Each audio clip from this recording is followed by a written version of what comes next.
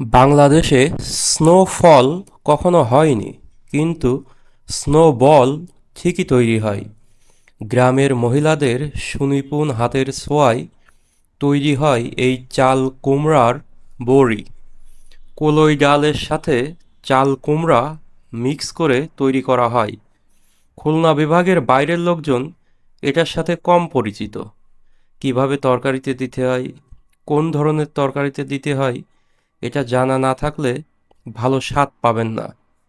বেশি স্বাদ আসে বেগুন তরকারিতে, আবার যদি মিষ্টি কুমড়াতে ব্যবহার করেন তখন তেমন ভালো স্বাদ পাবেন না।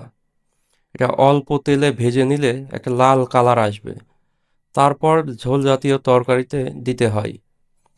খুলনা অঞ্চলে বেশ জনপ্রিয় এই খাবারটি। বয়েম অথবা পলিথিনে ভরে দীর্ঘদিন সংরক্ষণ করা যায়। তবে নেতিবাচক দিক হলো পেটে গ্যাস্ট্রিকের উদ্রেক ঘটায়। গ্রামে এটা সহজলভ্য হলেও শহরে তেমন সহজলভ্য নয়। এটা বানানো তো এমনিই কষ্টসাধ্য, এজন্য অনলাইনে অনেকে বিক্রি করে এবং শহরের লোকই বেশি ক্রয় করে এটা।